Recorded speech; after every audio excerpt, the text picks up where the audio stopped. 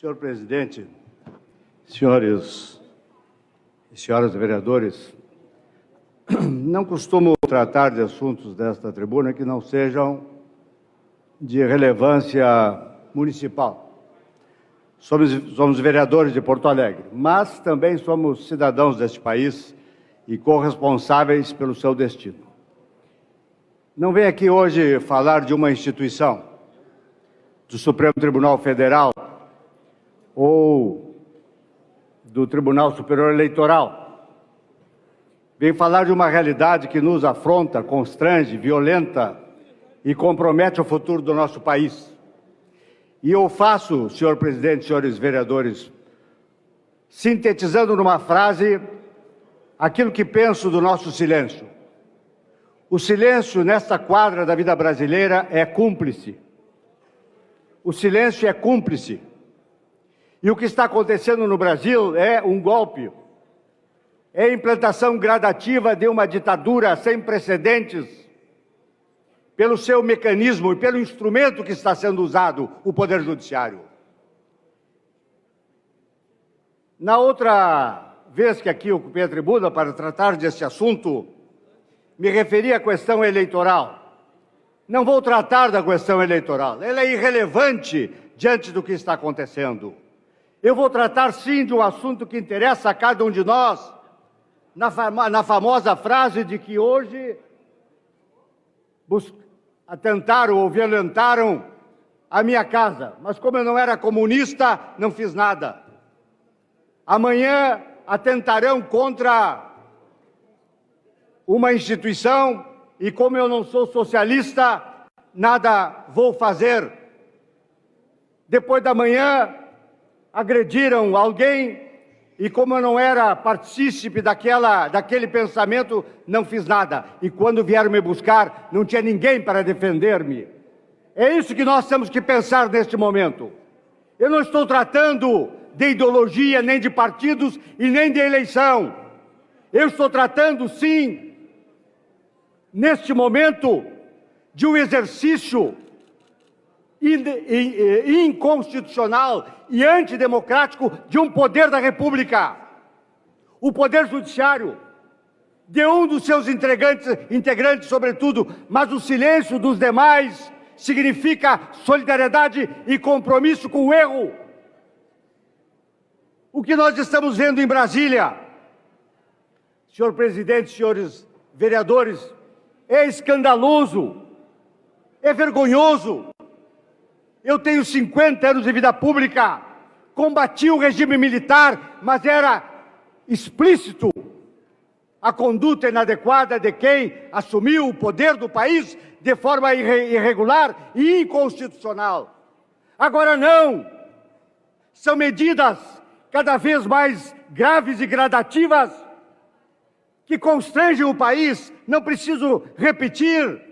Este poder investiga, denuncia, é réu e julga.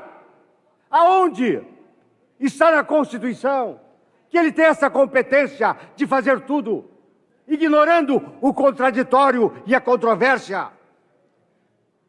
Não estou falando do que ocorreu no passado, não no atual governo, em vários governos da República, da invasão das prerrogativas, das funções, das competências do Poder Legislativo e do Poder Executivo pelo Judiciário. Nem vou falar do que agora aconteceu recentemente de um ministro do Tribunal Superior Eleitoral chamar, convocar, convidar, não interessa o nome, basta o constrangimento, chamando os comandantes das polícias militares para ir a Brasília dia 23. Mas com que autoridade um juiz eleitoral chama os chefes e comandantes da Brigada Militar? Eu não vou falar do que aconteceu recentemente, transformando as polícias civis, a Polícia Civil do Rio Grande do Sul, num velho DOPS. E eu me lembro o tempo do regime militar. A polícia se protegia, a Polícia Civil, porque não queria macular a sua imagem. Criou o Departamento de Ordem e Política Social para bisbilhotar a vida dos cidadãos, para investigar, para constranger, para delatar. É isso que está acontecendo no Rio Grande do Sul e no Brasil. E o silêncio é cúmplice, repito. Nós estamos calados. Felizmente ouvi agora uma manifestação de 10 secções da Ordem dos Advogados do Brasil que se manifestaram contra estas arbitrariedades. Senhores, senhoras, brasileiros, gaúchos, porto-alegrenses, o que está acontecendo nesse país? Há um tempo uma ministra disse, cala a boca, já morreu. Logo depois, autorizou a censura. Logo depois, autorizou a censura até o dia 30 de outubro. Não sei se já revogou. Um outro ministro, neste piquenique nova-iorquino, para discutir democracia e liberdade do Brasil em Nova York. Com tudo pago por empresas privadas. Pois bem, outra frase. Perdeu, mané, cala a boca. Não vou ler o que está aqui no Google, o que é mané. Mané é trouxa, é bobo, bobalhão, ignorante. Somos todos babacas nesse país, onde o ministro do Superior Tribunal Eleitoral usa essa frase para responder a uma pergunta respeitosa de um cidadão brasileiro em Nova York. Esse mesmo disse, eleição não se ganha, se toma. Como acreditar num processo eleitoral onde um julgador eleitoral faz essa afirmação? Eu estou dizendo isto, não é para contestar o resultado eleitoral, embora pudesse. Estou no exercício legítimo de qualquer cidadão brasileiro para dizer o que pensa acerca de qualquer assunto. Mas não é isso que eu quero falar. Estou falando, sim, das redes sociais que estão sendo censuradas, caladas, violentadas. Estou falando de jornalistas presos, banidos deste país. Estou falando de jornais, revistas e televisões censurados. Estou falando de deputados presos e deputados que têm as suas redes sociais censuradas e coibidas. Senhores vereadores do PT, meu caro líder, isso é conosco hoje. Mas amanhã pode ser com os senhores e não terá ninguém para defendê-los. Porque a liberdade está acima de ideologia. Está acima de partidos. A democracia não pertence a um grupo político ou a outro grupo político. Pertence a todos.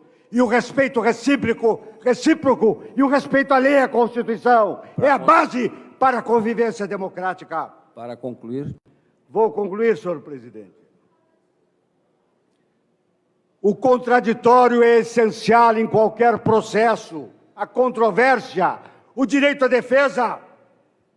Mesmo nos piores momentos do nazismo, ou da Rússia soviética, ou do fascismo italiano, ou da Revolução Francesa, se estabelecia o contraditório, às vezes como uma farsa, mas antes uma farsa do que ignorar a lei e a Constituição brasileira.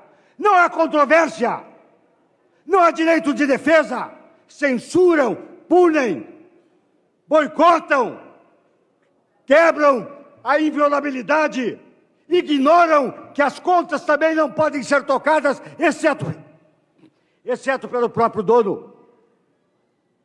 Olha, eu nunca vi nada parecido. E eu quero registrar, se não vale nada, a minha palavra nesse momento, que vale para o futuro, que vale para os meus filhos e para os meus netos, para que eles possam dizer sobre o seu avô e sobre o seu pai. Ele não se lixou e ele não foi cúmplice da ditadura que está sendo imposta ao país.